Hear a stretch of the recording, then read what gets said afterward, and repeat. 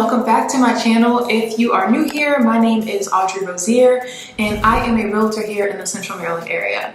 So today I wanted to talk about how I passed my real estate exam the first time. And first and foremost, I just want to preface this video by saying that I did fail the class the first time. Like, not even the exam, like I actually failed the class. That was the easy part. I failed that the first time and had to take it again. And I think that may have helped with the drilling of the information in the head. So yeah, I don't recommend doing it that way though. Since the class was like $300 plus, I did end up paying that twice. So first, if you are considering an online course versus an in-person course, I would suggest an in-person one. I cannot advise or shed any light on online classes because I did not take one. I took an in-person class for about 6 weeks, I think. The classes were 6:30 to 10:30 and they worked with my schedule at the time, which was me working in retail banking. So I just left the bank, went straight to the class. If online classes work for you, if you feel like you are able to focus, I cannot. It's not for everybody by any means, but if you are one of those people, then by all means, the online courses will have much more flexibility. You know, you're able to sit there, take the class when you want, take the exam when you want, and it just works for some.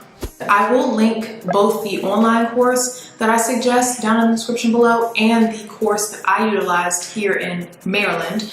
It's in Millersville, Maryland specifically, so I'll link that course as well. In regards to my in-person classes, so my advice here would be to sit in the front of the class. That's number one. The first time around, I was slacking off. I was in the back of the class and I did not pay attention like I should have. In general, after work, I had like a really fried brain. Like, it just wasn't good, and sitting in the back of the class did not help. The second time around, when I sat in the front of the class, even though my brain was fried and I was tired, my teacher did not let me slack off. So she really drilled in me the importance of certain information. And there are people in that class that I know were sitting in the back that did not pass. I definitely think that me sitting in the front of the class attributed to my passing the first time around, technically the second time around.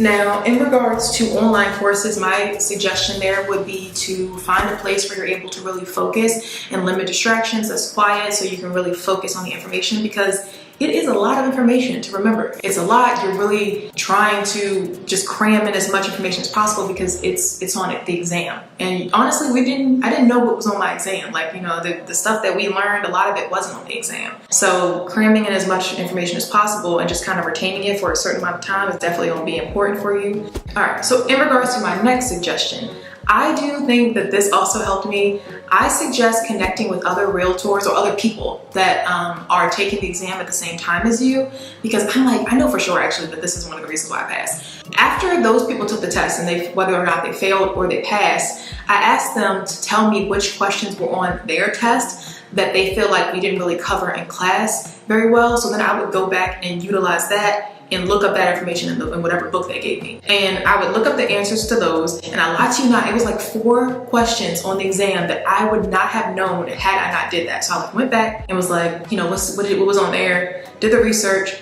and passed that exam. And when I tell you, I was like, wow, that's the one. I don't know how many points I passed by, but I have a feeling that it was just a few. And if you know that feeling of failing just by like 2 points, you were like really close, then that may be the determining factor. So this third one, I did not personally use myself. However, my fiance did when he went for both his real estate license in Virginia and the state of Maryland. He utilized a resource called Prep Agent. He felt the content for Virginia was much more accurate and didn't feel like it helped as much here in Maryland. But I have a feeling that has something to do with the fact that he's just been a realtor. So he only had to take the local portion of the test, which was Maryland, and it's really not that different from Virginia. We have something called reciprocity here in the state of Maryland. So if you're licensed in a state that recognizes another state, then you are able to just take the local portion versus taking the 2-part exam. But I do want to add that he felt like it worked for him when he went and took his test in Virginia, because he was brand new. He was like 20, I think, too. And it did work for him then too. So that's another thing that you can utilize to, help you pass the exam. Now, when it comes to actually scheduling the exam, because this is also an important part of it, you can do all the training in the world, all the practicing, but if you're not ready mentally on that day, it doesn't matter. I would strongly suggest taking the exam as quickly as possible after you pass the class, because it's a delicate balance in between learning the information that you learn in the class, being able to study that information and then being able to retain it for long enough in order to, you know, pass the exam and then still have it. If you wait too long after you pass the class, you will not remember a lot of the information. So I think I took mine definitely within 2 weeks of passing. Honestly, it might have even been 1 week. But you also have to remember I did fail, so I was like, okay, I got it. This is my time to shine. On the day of the exam, I tried to sleep, but I couldn't. I'm not gonna lie. I mean, I tried. If you are able to sleep before important things, I think that is great, but I'm not one of those people. So I ended up tossing and turning all night and not getting a good night's sleep. But my advice is to make sure that your brain is well rested and that you are hydrated and not hungry. The exam room was really quiet and it gave me the same feeling as I had in high school. You know, when you like sit in the class and you're taking a test and it's like really quiet and it's before lunchtime, so your stomach is rumbling and you like, oh my God, can anybody hear me? You know, that's just something to keep in mind. You don't want to be hungry. You don't want to be focused on that. You want to be focused on the exam and really doing your best on it. And then after you pass, you go ahead and go out, get yourself some food, get yourself something to celebrate. Recap, make sure you take the class based on your learning style. Make sure you are focused and readily available to accept information and retain it. Connect with others that are taking the exam at the same time as you. Utilize Prep Agent.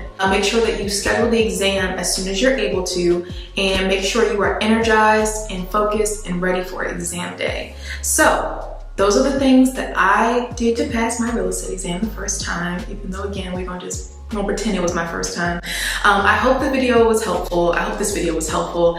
Let me know in the comments below. I'd love to know if it actually helped you pass the exam because yeah, that's gonna bring me joy. So thank you for watching and I will see you on the next one. Don't forget to subscribe. Thank you, bye.